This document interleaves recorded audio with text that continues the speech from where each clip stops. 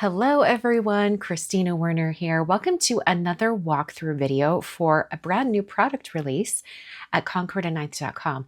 This is my Kristina Werner with Concord 9th line, and we're going to be walking you through everything that is being released on February 9th, 2026. This is the February 2026 release. So like I've done in the past, I'm going to be showing you card examples for each product, and I've mixed and matched the products on different cards so you can see how they can be used together. So let's jump in. Daphne's Flowers Inlay dies is a really fun die set that I thought about as I was designing. So right here, well, first of all, I'm going to show you what it looks like when it's all put together. That's what it looks like.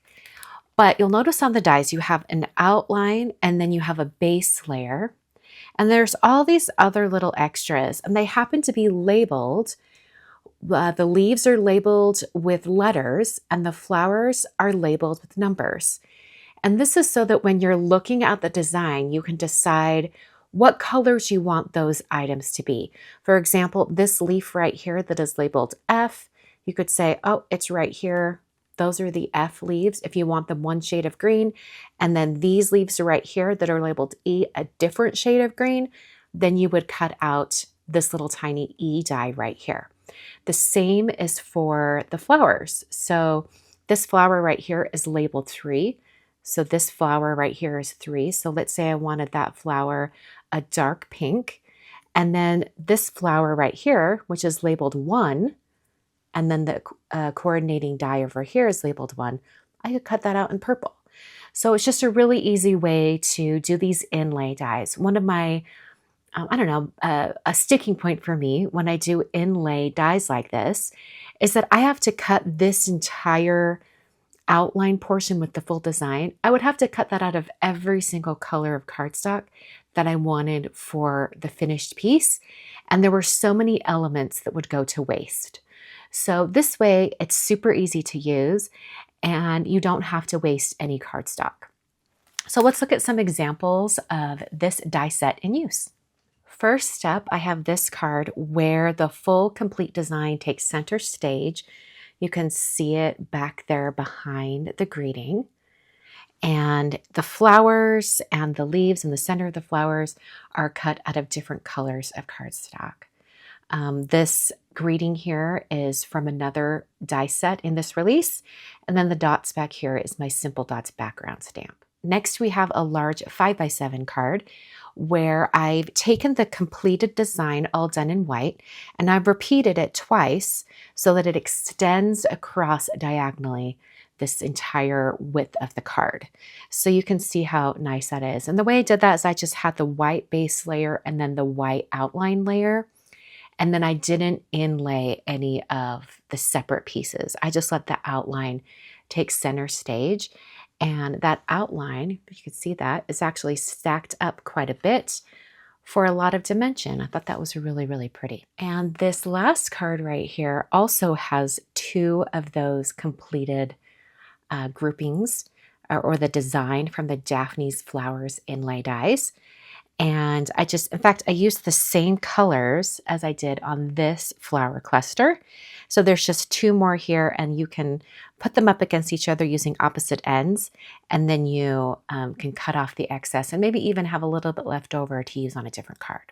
So this is the Daphne's Flowers Inlay dies. It's a big die set with a lot of different things you can do with it. I think you're really gonna love it. The Love Hugs Hello dies has 3 greetings and also the shadow outline dies as well. So when everything's cut out, it looks like this. And these dies are a little bit different because one of the reasons why I don't like to do dies where the letters are separate, like they're not connected, is that from a usability standpoint, when it's a word and the letters are all connected, it's so much easier to use. And so I thought, how could I remedy this and make it super easy to use individual letters? And so I decided to add like a scoring line for each individual letter on the shadow die so that when you go to adhere the individual letters on top, you have a guide for where it's supposed to go. So let's take a look at some examples of this die set in use. Here's an example of the hello friend greeting where I've used the shadow on the outside in white, and then the letters are matte gold cardstock. For this one, I used Plumberry for this shadow layer. It's the same color that's used on the base of the card, so that sort of gives it somewhere quiet for the white letters to sit. And you can also see that the letters, let me get that a little closer for you, the letters are actually stacked up quite a bit as well. So the letters are stacked up on top of that background, and it really gives it a nice substantial feel. Here's the hugs greeting in use. I love that one. It's just so great. And then this one right here uses a striped background. I used my Easy Strips die to create a colorful striped pattern and then die cut the greeting out of all the stripes. So there we go. So this is the Love Hugs Hello die set. And I really love how easy it is to use these. And I'm also really intrigued to combine some of the letters and create new words. You could do hi, you could do hey. There's a lot of different things. I'm really curious if anyone wants to try to put together some different words with all the letters used. I'd be interested to know how many different word combinations you can create. The Lucky Numbers dies is kind of a companion set of products that go with the Lucky Alphabet stamps and dies. There were many requests for numbers and punctuation in that same handwritten font that I created for the Lucky Alpha stamps. So this is the Alpha stamps and also the Alpha dies. So this number set just continues that. So this is kind of a full complete set.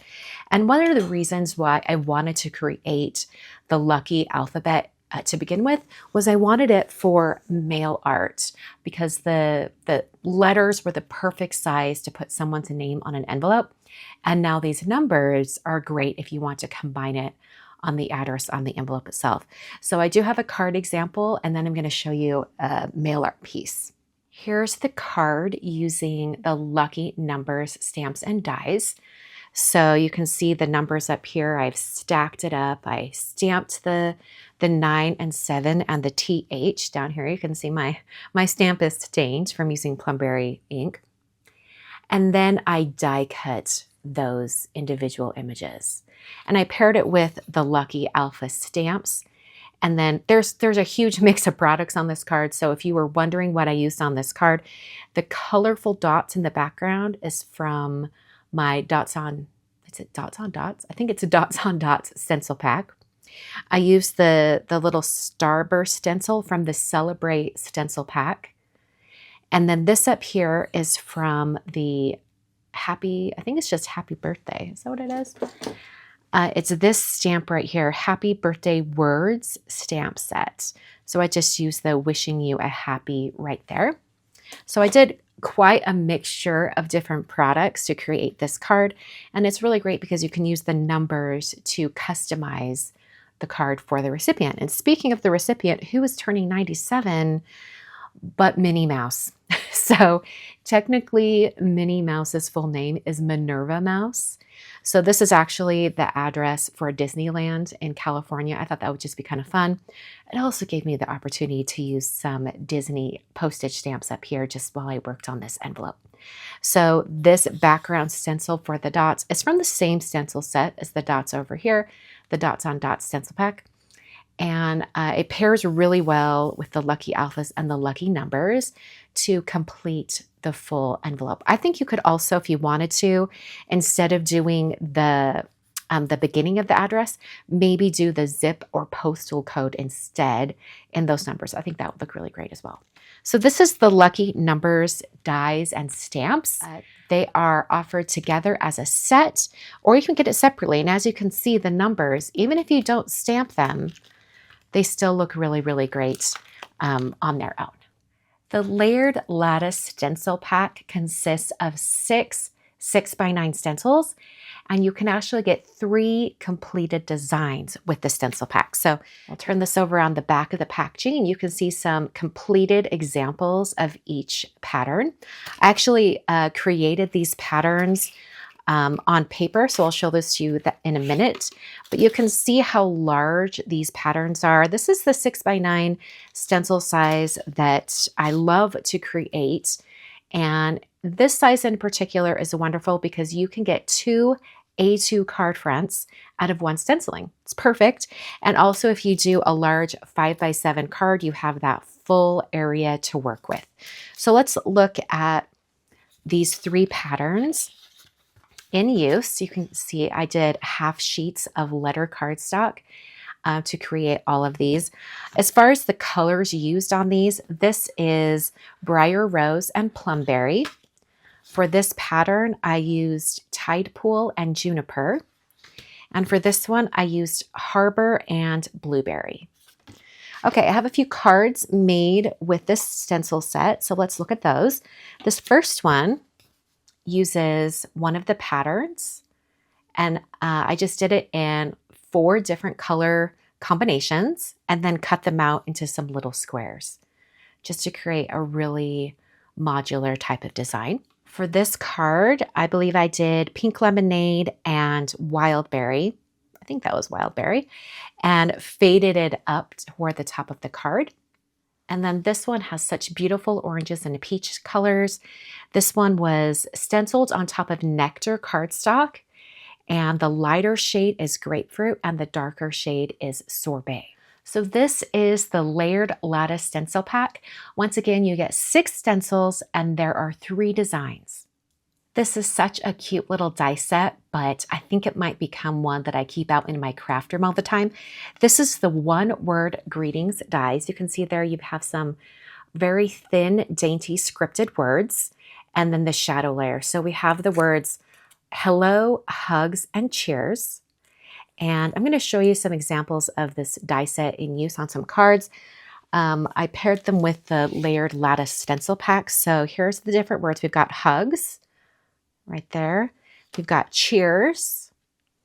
And then we have hello. And on the hello, I did not use the shadow layer. So you can see that they're a really nice small size to let the rest of the card have patterns or larger imagery. It's a really nice size for small scripted greetings. So once again, this is the one-word greetings dies. You get 6 dies and there are 3 words. This is the Just Talking bundle, and it consists of 3 products. We have a large 6x8 stamp set, some dies, and then the Just Talking stencil pack. I'm going to walk you through each one of these. They all can be used separately. You don't have to have them as a group, but I really think you'll see the versatility when you do get all 3. So let's start with the stamp set, the 6x8. And you have 9 different talk bubbles, all solids, so you can stamp them and then stamp some greetings on top. And I've purposely designed the greetings so that they come in pairs. So this could have been a text, you're welcome, a little sassiness there. You are the absolute best, just thought you should know. Wish we lived closer, consider this a paper hug. Happy birthday, here's to another trip around the sun. So all of these have a pairing for the greetings so that if you wanted to have 2 talk bubbles on your card, you could have one with the larger greeting and one with the smaller greeting. When you're picking out your greetings, I would just recommend that you kind of decide which talk bubble you want it to be in, because obviously some of these larger ones, like you are the absolute best, won't fit in this smaller square talk bubble up here.